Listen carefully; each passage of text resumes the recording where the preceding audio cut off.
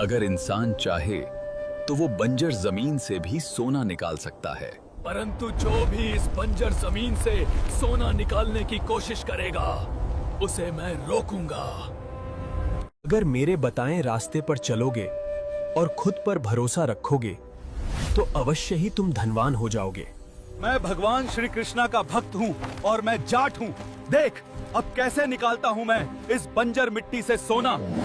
आज चलिए एक सच्ची कहानी सुनते हैं जिसमें एक भूत को एक जाट ने बंदी बना लिया था और उसके बाद वो कैसे अमीर हो गया। चलिए सुनते हैं।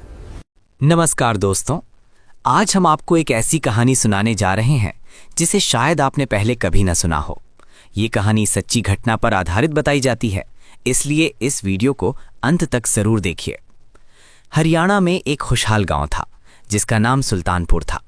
गांव के बीचों बीच एक पुरानी मगर रुतबेदार हवेली खड़ी थी। उसी हवेली में चौधरी हरिराम अपने 3 बेटों के साथ रहते थे। गांव वाले उन्हें प्यार से चौधरी हरिया भी कह देते थे। चौधरी हरिया का नाम आसपास के 10 गांवों में बड़ी इज्जत से लिया जाता था। उनकी मूछें सफेद हो चुकी थीं, लेकिन आवाज आज भी कड़क थी। चौधरी हरिया के 3 बेटे थे, लेकिन तीनों के स्वभाव में जमीन आसमान का फर्क था। सबसे बड़ा बेटा शमशेर था। जैसा नाम वैसा ही काम। उसका पूरा दिन अखाड़े में दंड बैठक लगाने और मूछों पर ताव देने में गुजरता था। खेतीबाड़ी के काम से उसे गोबर जैसी बदबू आती थी। उसका सपना था कि जेब में पैसा हो और हाथ में कोई रुतबेदार पदवी। मंझला बेटा करमचंद था। वो पूरा बनिया बुद्धि का था। खेत में हल चलाने की बजाय वो अनाज के भाव तौलने, हिसाब जोड़ने और ब्याज गिनने में ज्यादा दिमाग लगाता था। उसे लगता था कि खेती में सिर्फ मेहनत है, असली कमाई तो शहर की दुकानदारी में होती है।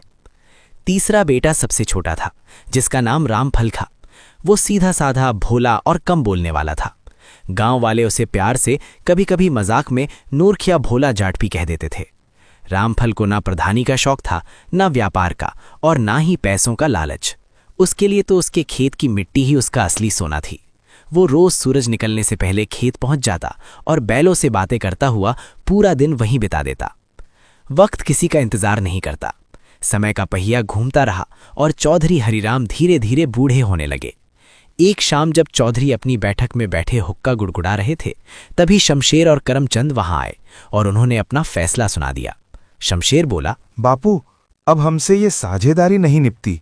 मैं शहर जाना चाहता हूँ, वहां जाकर नाम और रुतबा कमाना है। मुझे मेरे हिस्से की नगद रकम चाहिए। शमशेर की बात खत्म भी नहीं हुई थी कि करमचंद ने तुरंत सुर में सुर मिला दिया।